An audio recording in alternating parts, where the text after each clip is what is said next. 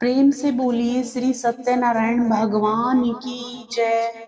शास्त्रों में बताया गया है कि सत्यनारायण व्रत कथा का पाठ करने से व्यक्ति को 1000 यज्ञ करने के बराबर पुण्य फल की प्राप्ति होती है। सत्यनारायण भगवान व्रत कथा में भगवान विष्णु के सत्य स्वरूप के बारे में बताया गया है। इस व्रत का पाठ करने से घर में सुख समृद्धि का वास होता है और भगवान विष्णु की कृपा बनी रहती है।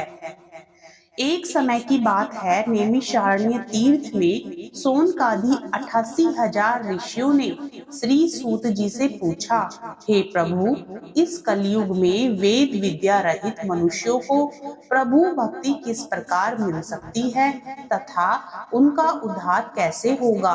हे मुनि श्रेष्ठ, कोई ऐसा तप बताइए जिससे थोड़े समय में ही पुण्य मिले और मनवांछित फल भी मिल जाए। इस प्रकार की कथा सुनने की हम इच्छा रखते हैं। सर्व शास्त्रों के ज्ञाता सूत जी बोले, हे वैष्णवों में पूज्य, आप सभी ने प्राणियों के हित की बात पूछी है, इसलिए मैं एक ऐसे श्रेष्ठ व्रत को आप लोगों को बताऊंगा जिसे नारद जी ने लक्ष्मी नारायण जी से पूछा था और लक्ष्मीपति ने मुनि श्रेष्ठ नारद जी से कहा था। आप सब इसे ध्यान से सुनिए। एक समय की बात है, योगी राज नारद जी दूसरों के हित की इच्छा के लिए अनेकों लोकों में घूमते हुए मृत्यु लोक में आ पहुंचे। यहाँ उन्होंने अनेक योनियों में जन्मे प्राय सभी मनुष्यों को अपने कर्मों द्वारा अनेकों दुखों से पीड़ित देखा। उनका दुख देख नारद जी सोचने लगे कि कैसा यत्न किया जाए जिसके करने से निश्चित रूप से मानव के दुखों का अंत हो जाए। इसी विचार पर मनन करते हुए वह विष्णु लोक में गए। वहां वह देवों के ईश नारायण की स्तुति करने लगे, जिनके हाथों में शंख चक्र गदा और पद्म थे, गले में वरमाला पहने हुए थे। स्तुति करते हुए नारद जी बोले, हे भगवान, आप अत्यंत शक्ति से संपन्न हैं, मन तथा वाणी भी आपको नहीं पा सकती है। आपका आदि मध्य तथा अंत नहीं है। निर्गुण स्वरूप सृष्टि के कारण भक्तों के दुखों को दूर करने वाले हैं। आपको मेरा नमस्कार है। नारद जी की स्तुति सुन विष्णु भगवान बोले, हे मुनि श्रेष्ठ, आपके मन में क्या बात है? आप किस काम के लिए पधारे हैं, उसे निसंकोच कहो। इस पर नारद मुनि बोले कि मृत्यु लोक में अनेक योनियों में जन्मे मनुष्य अपने कर्मों के द्वारा अनेकों दुखों से दुखी हो रहे हैं। हे नाथ, आप मुझ पर दया रखते हैं तो बताइए कि वो मनुष्य थोड़े प्रयास से ही अपने दुखों से कैसे छुटकारा पा सकते हैं। श्री हरि बोले, हे नारद, मनुष्यों की भलाई के लिए तुमने बहुत अच्छी बात पूछी है। जिसके करने से मनुष्य मोह से छूट जाता है, वह बात मैं कहता हूँ, उसे सुनो। स्वर्ग लोक व मृत्यु लोक दोनों में एक दुर्लभ उत्तम व्रत है जो पुण्य देने वाला है। आज प्रेमवश होकर मैं उसे तुमसे कहता हूँ। श्री सत्यनारायण भगवान का यह व्रत अच्छी तरह विधान पूर्वक करके मनुष्य तुरंत ही यहाँ सुख भोग कर मरने पर मोक्ष पाता है। श्री हरि के वचन सुन नारद जी बोले कि उस व्रत का फल क्या है और उसका विधान क्या है। यह व्रत किसने किया था? इस व्रत को किस दिन करना चाहिए? सभी कुछ विस्तार से बताएं। नारद की बात सुनकर श्री हरि बोले, दुख व शोक को दूर करने वाला यह व्रत सभी स्थानों पर विजय दिलाने वाला है। मानव को भक्ति व श्रद्धा के साथ शाम को श्री सत्यनारायण की पूजा धर्म परायण होकर ब्राह्मणों व बंधुओं के साथ करनी चाहिए। भक्ति भाव से ही नैवेद्य केले का फल, घी, दूध और गेहूं का आटा सवाया ले। गेहूं के स्थान पर साठी का आटा, शक्कर तथा गुड़ लेकर वह सभी भक्षण योग्य पदार्थों को मिलाकर भगवान का भोग लगाए। ब्राह्मणों सहित बंधु बांधवों को भी भोजन कराए, उसके बाद स्वयं भोजन करे, भजन कीर्तन के साथ भगवान की भक्ति में लीन हो जाए। इस तरह से सत्यनारायण भगवान का यह व्रत करने पर मनुष्य की सारी इच्छाएं निश्चित रूप से पूरी होती हैं। इस कली काल अर्थात कलयुग में मृत्यु लोक में मोक्ष का यही एक सरल उपाय बताया गया है। इस प्रकार श्री सत्यनारायण व्रत कथा का पहला अध्याय संपूर्ण होता है। प्रेम से बोलिए श्री सत्यनारायण भगवान की जय। दूसरे अध्याय में सूत जी बोले, हे ऋषियों, जिसने पहले समय में इस व्रत को किया था उसका इतिहास कहता हूँ, ध्यान से सुनो। सुंदर काशीपुरी नगरी में एक अत्यंत निर्धन ब्राह्मण रहता था। भूख प्यास से परेशान वह धरती पर घूमता रहता था। ब्राह्मणों से प्रेम करने वाले भगवान ने एक दिन ब्राह्मण का वेश धारण कर उसके पास जाकर पूछा, हे विप्र, नित्य दुखी होकर तुम पृथ्वी पर क्यों घूमते हो? दीन ब्राह्मण बोला, मैं निर्धन ब्राह्मण हूँ, भिक्षा के लिए धरती पर घूमता हूँ। हे भगवान, यदि आप इसका कोई उपाय जानते हो तो बताइए। वृद्ध ब्राह्मण कहता है कि सत्यनारायण भगवान मनोवांछित फल देने वाले हैं, इसलिए तुम उनका पूजन करो। इसे करने से मनुष्य सभी दुखों से मुक्त हो जाता है। व्रत ब्राह्मण बनकर आए सत्यनारायण भगवान उस निर्धन ब्राह्मण को व्रत का सारा विधान बताकर अंतर ध्यान हो गए। ब्राह्मण मन ही मन सोचने लगा कि जिस व्रत को व्रत ब्राह्मण करने को कह गया है, मैं उसे जरूर करूंगा। यह निश्चय करने के बाद उसे रात में नींद नहीं आई। वह सवेरे उठकर सत्यनारायण भगवान के व्रत का निश्चय कर भिक्षा के लिए चला गया। उस दिन निर्धन ब्राह्मण को भिक्षा में बहुत धन मिला, जिससे उसने बंधु बांधवों के साथ मिलकर श्री सत्यनारायण भगवान का व्रत संपन्न किया। भगवान सत्यनारायण का व्रत संपन्न करने के बाद वह निर्धन ब्राह्मण सभी दुखों से छूट गया और अनेक प्रकार की संपत्तियों से युक्त हो गया। उसी समय से यह ब्राह्मण हर माह इस व्रत को करने लगा। इस तरह से सत्यनारायण भगवान के व्रत को जो मनुष्य करेगा वह सभी प्रकार के पापों से छूटकर मोक्ष को प्राप्त होगा। जो मनुष्य इस व्रत को करेगा वह भी सभी दुखों से मुक्त हो जाएगा। सूत जी बोले कि इस तरह से नारद जी से नारायण जी का कहा हुआ श्री सत्यनारायण व्रत को मैंने तुमसे कहा। हे विप्रो, मैं अब और क्या कहूँ? ऋषि बोले, हे मुनिवर, संसार में उस विप्र से सुनकर और किस किसने इस व्रत को किया, हम सब इस बात को सुनना चाहते हैं। इसके लिए हमारे मन में श्रद्धा का भाव है। सूत जी बोले, हे मुनियों, जिसने इस व्रत को किया है वे सब सुनो। एक समय वही विप्र धन व ऐश्वर्य के अनुसार अपने बंधु बांधवों के साथ इस व्रत को करने को तैयार हुआ। उसी समय एक लकड़ी बेचने वाला बूढ़ा आदमी आया और लकड़ियां बाहर रखकर अंदर ब्राह्मण के घर में गया। प्यास से दुखी वह लकड़हारा उनको व्रत करते देख विप्र को नमस्कार कर पूछने लगा कि आप यह क्या कर रहे हैं? तो उन्होंने बताया कि व्रत कर रहा हूँ तथा इसे करने से क्या फल मिलेगा, कृपया मुझे भी बताएं। ब्राह्मण ने कहा कि सब मनोकामनाओं को पूरा करने वाला यह सत्यनारायण भगवान का व्रत है। इनकी कृपा से ही मेरे घर में धन धान्य आदि की वृद्धि हुई है। विप्र से सत्यनारायण व्रत के बारे में जानकर लकड़हारा बहुत प्रसन्न हुआ। चरणामृत लेकर वह प्रसाद खाने के बाद वह अपने घर गया। लकड़हारे ने अपने मन में संकल्प किया कि आज लकड़ी बेचने से जो धन मिलेगा उसी से श्री सत्यनारायण भगवान का उत्तम व्रत करूंगा। मन में इस विचार को ले बूढ़ा आदमी सिर पर लकड़ियां रख उस नगर में बेचने गया जहाँ धनी लोग ज्यादा रहते थे। उस नगर में उसे अपनी लकड़ियों का दाम पहले से 4 गुना अधिक मिलता है। बूढ़ा प्रसन्नता के साथ दाम लेकर शक्कर, घी, दूध, दही और गेहूं का आटा ले और सत्यनारायण भगवान के व्रत की अन्य सामग्रियां लेकर अपने घर गया। वहां उसने बंधु बांधवों को बुलाकर विधि विधान से सत्यनारायण भगवान का पूजन और व्रत किया। इस व्रत के प्रभाव से वह बूढ़ा लकड़हारा धन, पुत्र आदि से युक्त होकर संसार के समस्त सुख भोग कर अंत काल में वैकुंठ धाम को चला गया। इस प्रकार श्री सत्यनारायण व्रत कथा का दूसरा अध्याय संपूर्ण होता है। प्रेम से बोलिए श्री सत्यनारायण भगवान की जय। अब सुनिए तीसरे अध्याय की कथा। सूत जी बोले, हे श्रेष्ठ मुनियों, अब आगे की कथा कहता हूँ। पहले समय में उल्कामुख नाम का एक बुद्धिमान राजा था। वह सत्यवक्ता और जितेंद्रिय था। प्रतिदिन देव स्थानों पर जाता और निर्धनों को धन देकर उनके कष्ट दूर करता था।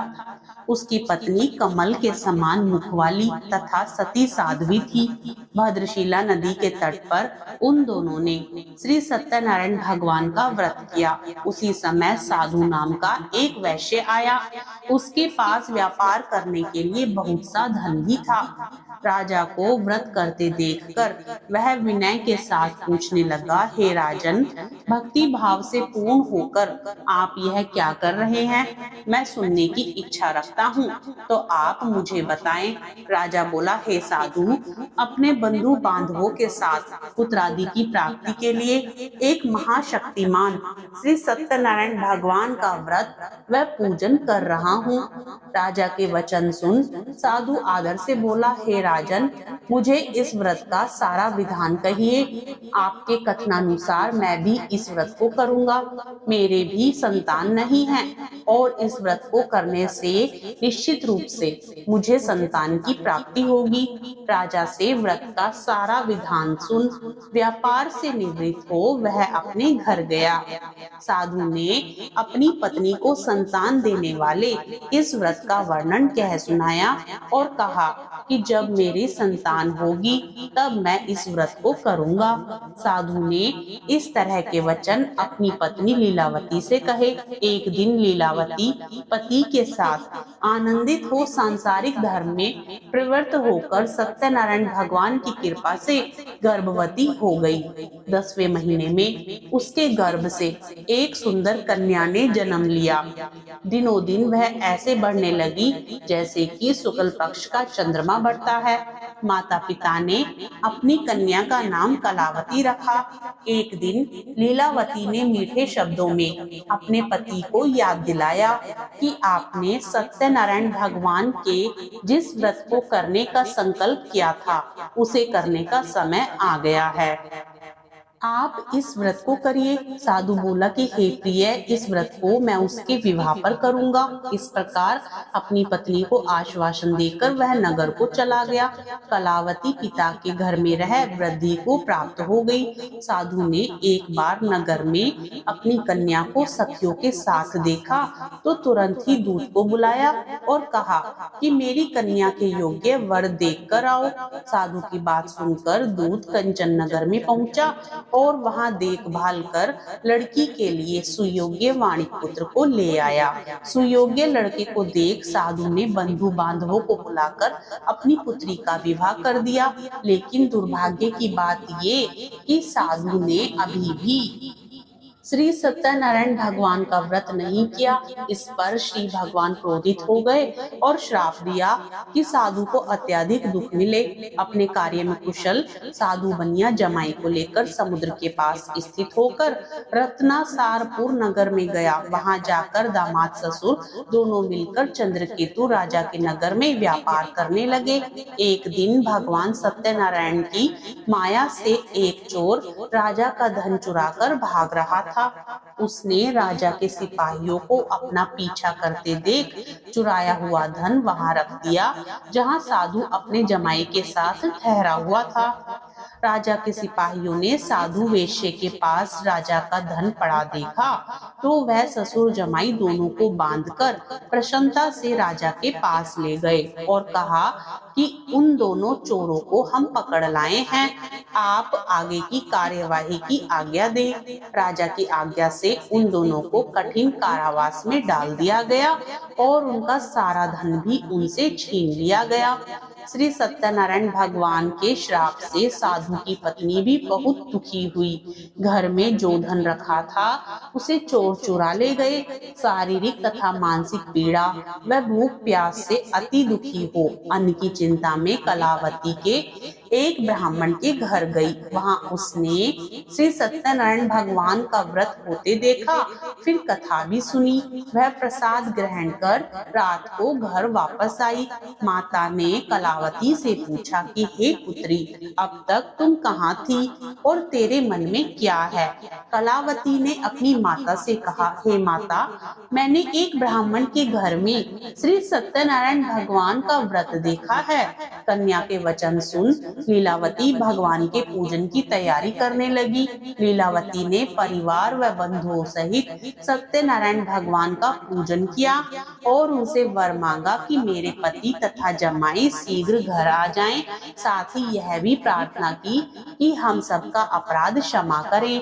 श्री सत्यनारायण भगवान इस व्रत से संतुष्ट हो गए और राजा चंद्रकेतु को सपने में दर्शन दे कहा कि हे राजन, तुम उन दोनों वैश्यों को छोड़ दो और तुमने उनका जो धन लिया है उसे वापस कर दो। अगर ऐसा नहीं किया तो मैं तुम्हारा धन, राज्य व संतान सभी को नष्ट कर दूंगा। राजा को यह सब कहकर भगवान अंतर्ध्यान हो गए। प्रातःकाल सभा में राजा ने अपना सपना सुनाया, फिर बोले कि वाणी पुत्रों को कैद से मुक्त कर सभा में लाओ। दोनों ने आते ही राजा को प्रणाम किया। राजा मीठी वाणी में बोला, हे महानुभावों, भाग्यवश ऐसा कठिन दुख तुम्हें प्राप्त हुआ है, लेकिन अब तुम्हें कोई भय नहीं है। ऐसा कह राजा ने उन दोनों को नए वस्त्राभूषण भी पहनाए और जितना धन उनका लिया था उससे 2 गुना धन वापस कर दिया। दोनों वैश्य अपने घर को चल दिए। इस प्रकार श्री सत्यनारायण व्रत कथा का 3रा अध्याय संपूर्ण होता है। प्रेम से बोलिए श्री सत्यनारायण भगवान की जय। अब सुनिए सत्यनारायण व्रत कथा 4था अध्याय। सूत जी बोले, वैश्य ने मंगलाचार कर अपनी यात्रा आरंभ की और अपने नगर की ओर चल दिए। उनके थोड़ी दूर जाने पर एक दंडी वेशधारी श्री सत्यनारायण ने उनसे पूछा, हे साधु, तेरी नाव में क्या है? अभिमानी वाणी हंसता हुआ बोला, हे दंडी, आप क्यों पूछते हो? क्या धन लेने की इच्छा है? मेरी नाव में तो बेल व पत्ते भरे हुए हैं। वैश्य के कठोर वचन सुन भगवान बोले, तुम्हारा वचन सत्य हो। दंडी ऐसे वचन कह वहां से दूर चले गए। कुछ दूर जाकर समुद्र के किनारे बैठ गए। दंडी के जाने के बाद साधु वैश्य ने नित्य क्रिया के पश्चात नाव को ऊंची उठते देखकर अचंभा माना और नाव में बेल पत्ते आदि देख वह मूर्छित हो जमीन पर गिर पड़ा। मूर्छा खुलने पर वह अत्यंत शोक में डूब गया। तब उसका दामाद बोला कि आप शोक न मनाएं, यह दंडी का श्राप है, इसलिए हमें उनकी शरण में जाना चाहिए, तभी हमारी मनोकामना पूरी होगी। दामाद की बात सुनकर वह दंडी के पास पहुंचा और अत्यंत भक्ति भाव से नमस्कार करके बोला, मैंने आपसे जो असत्य वचन कहे थे उनके लिए मुझे क्षमा दे। ऐसा कह कहकर महान शोकातुर हो रोने लगा। तब दंडी भगवान बोले, हे वाणी पुत्र, मेरी आज्ञा से बार बार तुम्हें दुख प्राप्त हुआ है, तू मेरी पूजा से विमुख हुआ। साधु बोला, हे भगवान, आपकी माया से ब्रह्मा आदि देवता भी आपके रूप को नहीं जानते, तब मैं अज्ञानी कैसे जान सकता हूँ? आप प्रसन्न होइए, अब मैं सामर्थ्य के अनुसार आपकी पूजा करूँगा। मेरी रक्षा करो और पहले के समान नौका में धन भर दो। साधु वैश्य के भक्ति पूर्वक वचन सुनकर भगवान प्रसन्न हो गए और उसकी इच्छा अनुसार वरदान देकर अंतर ध्यान हो गए। ससुर जमाई जब नाव पर आए तो नाव धन से भरी हुई थी। फिर वही अपने अन्य साथियों के साथ सत्यनारायण भगवान का पूजन कर अपने नगर को चल दिए। जब नगर के नजदीक पहुँचे तो दूत को घर पर खबर करने के लिए भेज दिया। दूत साधु की पत्नी को प्रणाम प्रणाम कर कहता है कि मालिक अपने दामाद सहित नगर के निकट आ गए हैं। दूत की बात सुन साधु की पत्नी लीलावती ने बड़े हर्ष के साथ सत्यनारायण भगवान का पूजन कर अपनी पुत्री कलावती से कहा कि मैं अपने पति के दर्शन को जाती हूँ, तू कार्य पूर्ण कर शीघ्र आ जा। माता के ऐसे वचन सुन कलावती जल्दी में प्रसाद छोड़ अपने पति के पास चली गई। प्रसाद की अवज्ञा के कारण श्री सत्यनारायण भगवान रुष्ट हो गए और नाव सहित उसके पति को पानी में डुबो दिया। कलावती अपने पति को वहां न पाकर रोती हुई जमीन पर गिर गई। नौका को डूबा हुआ देख वह कन्या को रोता देख साधु दुखी होकर बोला कि हे प्रभु, मुझसे तथा मेरे परिवार से जो भूल हुई है उसे क्षमा करें। साधु के दीन वचन सुनकर श्री सत्यनारायण भगवान प्रसन्न हो गए और आकाशवाणी हुई, हे साधु, तेरी कन्या मेरे प्रसाद को छोड़कर आई है, इसलिए उसका पति अदृश्य हो गया है। यदि वह घर जाकर प्रसाद खाकर लौटती है तो इसे इसका पति अवश्य मिलेगा। ऐसी आकाशवाणी सुन कलावती घर पहुंचकर प्रसाद खाती है और फिर आकर अपने पति के दर्शन करती है। उसके बाद साधु अपने बंधु बांधवों सहित श्री सत्यनारायण भगवान का विधि विधान से पूजन करता है। इस लोक का सुख भोग वह अंत में स्वर्ग जाता है। इस प्रकार श्री सत्यनारायण व्रत कथा का चौथा अध्याय संपूर्ण होता है। प्रेम से बोलिए श्री सत्यनारायण भगवान की जय। पांचवें अध्याय की कथा में सूत जी बोले, हे ऋषियों, मैं और भी एक कथा सुनाता हूँ, उसे भी ध्यान पूर्वक सुनो। प्रजा पालन में लीन तुंगध्वज नाम का एक राजा था। उसने भी भगवान का प्रसाद त्याग कर बहुत ही दुख प्राप्त किया। एक बार वन में जाकर वन्य पशुओं को मारकर वह बड़ के पेड़ के नीचे आया। वहां उसने ग्वालों को भक्ति भाव से अपने बंधुओं सहित सत्यनारायण भगवान का पूजन करते देखा। अभिमानवश राजा ने उन्हें देखकर भी पूजा स्थान में नहीं गया और ना ही उसने भगवान को नमस्कार किया। ग्वालों ने राजा को प्रसाद दिया, लेकिन उसने वह प्रसाद नहीं खाया और प्रसाद को वहीं छोड़ वह अपने नगर को चला गया। जब वह नगर में पहुंचा तो वहां सब कुछ तहस नहस हुआ पाया, तो वह शीघ्र ही समझ गया कि यह सब भगवान ने ही किया है। वह दोबारा ग्वालों के समीप पहुंचा और विधि पूर्वक पूजा करके प्रसाद खाया, तो श्री सत्यनारायण भगवान की कृपा से सब कुछ पहले जैसा हो गया। दीर्घ काल तक सुख भोगने के बाद मरणोपरांत उसे स्वर्ग लोक की प्राप्ति हुई। जो मनुष्य इस परम दुर्लभ व्रत को करेगा तो भगवान सत्यनारायण की अनुकंपा से उसे धन धान्य की प्राप्ति होगी। निर्धन धनी हो जाता है और भयमुक्त हो जीवन जीता है। संतानहीन मनुष्य को संतान सुख मिलता है और सारे मनोरथ पूर्ण होने पर मानव अंत काल में बैकुंठ धाम को जाता है। सूजी बोले, जिन्होंने पहले इस व्रत को किया है, अब उनके दूसरे जन्म की कथा कहता हूँ। वृद्ध शतानंद ब्राह्मण ने सुदामा का जन्म लेकर मोक्ष की प्राप्ति की। लकड़हारे ने अगले जन्म में निषाद बनकर मोक्ष प्राप्त किया। उल्कामुख नाम का राजा दशरथ होकर बैकुंठ को गए। साधु नाम के वैश्य ने मोरध्वज बनकर अपने पुत्र को आरे से चीरकर मोक्ष पाया। महाराज तुंगध्वज ने स्वयं भू होकर भगवान में भक्ति युक्त हो कर्म कर मोक्ष पाया। इस प्रकार श्री सत्यनारायण व्रत कथा का पांचवा अध्याय संपूर्ण होता है। प्रेम से बोलिए श्री सत्यनारायण भगवान की जय। कथा सुनने के बाद आरती भी जरूर सुननी चाहिए। लक्ष्मी रमणा की आरती मन लगाकर करने से देवी लक्ष्मी और सत्यनारायण भगवान की कृपा से जीवन आनंद से परिपूर्ण हो जाता है। ओम जय लक्ष्मी रमणा स्वामी, जय लक्ष्मी रमणा सत्यनारायण स्वामी, जनपातक हरणा। ओम जय लक्ष्मी रमणा। रत्न जड़ित सिंहासन अद्भुत छवि राजे, नारद करत निरंजन घंटा ध्वनि बाजे। ओम जय लक्ष्मी रमणा। प्रगट भय कलि कारण द्विज को दर्श दियो। बूढ़ो ब्राह्मण बन कर कंचन महल कियो। ओम जय लक्ष्मी रमणा दुर्बल बील कठारो जिन पर कृपा करी। चंद्रचूड़ एक राजा तिनकी विपत्ति हरि। ओम जय लक्ष्मी रमणा वैश्य मनोरथ पायो श्रद्धा तज दीनो। सो फल भोग्यो प्रभु जी फिर स्तुति कीनी। ओम जय लक्ष्मी रमणा भाव भक्ति के कारण छिन छिन रूप धरो। श्रद्धा धारण कीनी तिनके काज सरो। ओम जय लक्ष्मी रमणा ग्वाल बाल संग राजा वन में भक्ति करी। मन वांछित फल दीनो दीन दयाल हरि।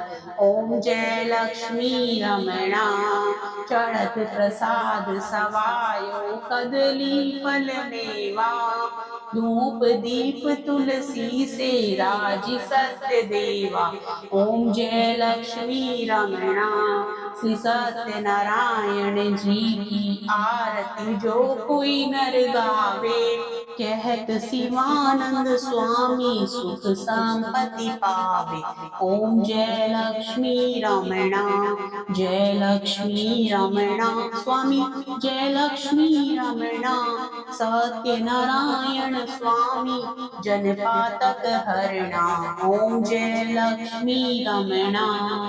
आशा करती हूँ आपको कथा पसंद आई होगी। कथा पसंद आए तो वीडियो को लाइक करना ना भूलें, अपने मित्रगणों में शेयर करें, चैनल को सब्सक्राइब करें और साथ ही कमेंट बॉक्स में श्री सत्यनारायण भगवान की जय अवश्य लिखें।